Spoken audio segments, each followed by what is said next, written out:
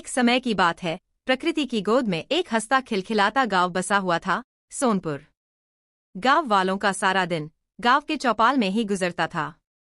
गांव के लोगों की ख्वाहिशें बहुत सरल और बुनियादी थीं, और वे अपनी साधारण सी दिनचर्या में बहुत खुश रहते थे।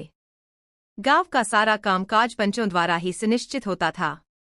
गांव के जमींदार तेज प्रताप ने अपनी जमीन किसान भोला को खेती के लिए सौंप रखी थी। भोला का जैसा नाम वैसा ही काम। वह बहुत मेहनत से उन खेतों में दिन रात काम करता, पर किस्मत का साथ न मिलने से इस साल की फसल में कीट लग जाने से सारी खेती बर्बाद हो गई। तेज प्रताप पैदावार का तीसरा हिस्सा लगान के तौर पर भोला से वसूलता था। कीड़े लग जाने के चलते भोला हाथ जोड़ जमींदार के पास गया और बोला, ठाकुर जी, मैंने मेहनत तो बहुत की, लेकिन कीड़ों ने मेरी सारी मेहनत हजम कर ली। मैं इस साल आपको लगान का हिस्सा देने में असमर्थ हूँ। आप लगान माफ कर दें तो कृपा होगी। तेज प्रताप अपनी जिद से तस से मस ना हुआ और बोला, देख भोला, मैंने जमीन तुझे दी है। अब तू उससे जो पाएगा वह तेरा। तू कीड़े उगा चाहे फसल, मुझे तो अपने लगान से मतलब है। वह तो तुझे देना ही होगा। पर खेत के मालिक तो आप हैं। खेतों में जो मिले उस पर आपका हक है। अब जब खेत में कीड़े लगे हैं, फसल हुई ही नहीं, तो लगान कैसा? भोला ने तर्क देते हुए कहा। जमींदार नाराज होकर बोला, देख, मेरे पास बहुत जमीन है। मैंने तुझे जमीन तेरा खर्च चलाने को दी है। अब तुम जोतो, बो, कमाओ और खाओ। मुझे मेरे लगान से मतलब है। बात बढ़ी तो पंचायत पहुंची। दोनों का तर्क सुन पंचों ने भी जमींदार की बात रखते हुए भोला को आदेश दिया, तुम जोतो, बो, कमाओ और खाओ, पर लगान तो जमींदार को देना ही होगा। जब एक सुबह भोला जमीन से जंगली झाड़ियों की जड़ें निकाल रहा था, तब संजोग से उसे वहां सोने की मुहरों से भरा एक कलश दिखा। चारों ओर खोदा तो ऐसे 7 कलश उसके हाथ लग गए। फिर क्या, भोला तुरंत काम छोड़ कलश बैलगाड़ी में रखकर दोपहर में ही चल दिया जमींदार के घर की ओर।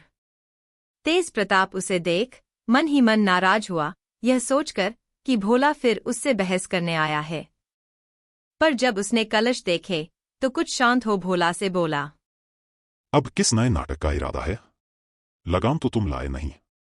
अब यह मुझे आपके खेतों से मिले हैं, इसलिए यह आपके हैं। लीजिए, संभालिए अपनी अमानत। आप लगान चाहते थे तो यही है आपका लगान। तुझे यह कलश जमीन से जड़ें खोदते वक्त मिली हैं। मैंने तुझे पहले ही कह रखा है, जोतो, बो, कमाओ, खाओ। मुझे मेरे लगान से मतलब। ले जा इस मुसीबत को यहां से। अब अगर बारिश के मौसम में तू मेरे खेत में काम करने जाए और तेरे ऊपर बिजली गिर जाए तो मौत तेरी होगी या मेरी? तुझे खेत में काम करते वक्त अगर सांप डस जाए तो तुम मरोगे या मैं? अब मुझसे बहस ना कर, नहीं तो मैं पंचायत बुलवाऊंगा। एक छोटा सा आदमी उसकी बात को अनसुनी कर चला जाए, यह बात जमींदार से बर्दाश्त नहीं हुई और वह शाम को सीधे गांव की चौपाल जा पहुंचा।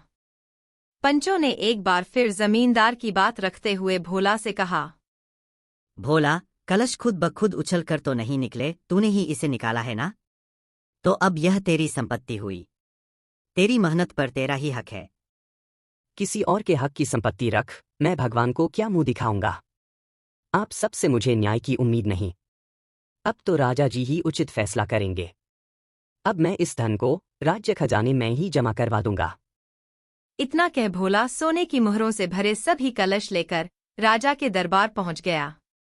सारी चर्चा ध्यान से सुनने के बाद राजा चटकचंद बोले, देख भोला, तेरे हक का फल मैं नहीं रख सकता। यह कलश तुम्हें तुम्हारी मेहनत से मिले हैं। तुम खुशी खुशी इसे अपने घर ले जाओ। सब जगह से एक ही तरह का इंसाफ मिलने से भोला हताश हो गया और हाथ जोड़ राजा जी से बोला, राजा जी, जिस जमीन पर मेरा हक नहीं उससे मिलने वाली कोई भी चीज मेरी नहीं।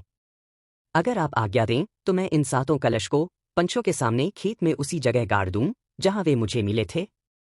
वक्त की चाल में जैसी प्रजा थी वैसा ही उनका राजा भी था। भोला ने सब गांव वालों और पंचों की मौजूदगी में वह 7 कलश वापस उसी खेत में गाड़ दिए। वक्त अपनी रफ्तार से बहता गया। वक्त की चाल में ना वह जमींदार और किसान भोला रहा और ना ही वह राजा और उसकी प्रजा। वक्त की गोद में एक पूरी नई पीढ़ी का जन्म हुआ और अब उनकी जगह जमींदार और किसान के नवजवान बेटों ने ले ली। नई हवा में पुरानी बातों की महक अभी भी घुली थी। एक रोज जमींदार के बेटे रोशन ने किसान के बेटे हरीश से कहा, देखो हरीश, हमारे पुरखों की समझ बूझ की तुलना तो कहीं नहीं। अब उनकी नासमझी आगे ना बढ़ाते हुए तुम मेरे खेत में जो धन गड़ा है वह निकाल कर मुझे दे दो। खेतों का मालिक होने के नाते उस सारी संपत्ति पर मेरा ही हक है। हरीश बात सुनते ही बिचक गया, क्योंकि वह तो 10 दिन पहले ही उस धन को चुपचाप निकाल लाया था। उसने तनकर रोशन को उत्तर दिया, अरे वाह, मैं खेत जोतने के बदले तीसरा हिस्सा तुम्हें लगान में देता हूं। खेत में काम करते समय अगर सांप डसने से मैं मर जाऊं तो क्या तुम मेरे परिवार की जिम्मेदारी लोगे? वह सोने से भरे कलश मुझे मेरी मेहनत से मिले हैं, खुद ब खुद बाहर नहीं निकले, इसलिए वह मेरे ही हैं। बात बढ़ी तो गांव के पंचों तक पहुंची। समय की बदली हुई हवा के चलते पंचों की नीयत भी बदल गई। रोशन की खातिरदारी से दबे पंच उसके पाले में इंसाफ करने लगे। यह देख हरीश भी पीछे नहीं रहा और उसने भी सभी पंचों को उनके इंसाफ की कीमत चुका दी। पंचों की 10 उंगलियां घी में जा घुसी। सालों से इंतजार करते हुए अब रोशन और हरीश के सब्र का बांध टूट गया और आखिरकार उस गांव की धरती पर पहली बार पसीने की जगह खून बह निकला। बात हाथ से निकलते देख सारे पंच और गांव वाले नए राजा भालचंद की शरण में गए। नए राजा के पास ना पुराने समय का न्याय था और ना ही प्रजा के प्रति उत्तरदायित्व का एहसास। राजा ने पंचों को सारी बात इतने दिन तक छिपाने का दंड देते हुए 100 सोने के सिक्के खजाने में जमा करवाने का आदेश दिया। भालचंद्र ने सिपाहियों को भेज सारे कलश निकलवाकर उसका सारा सोना राज्य खजाने में जमा करवा लिया। वक्त अपना पूरा चक्र घूमकर आज फिर वहीं खड़ा था।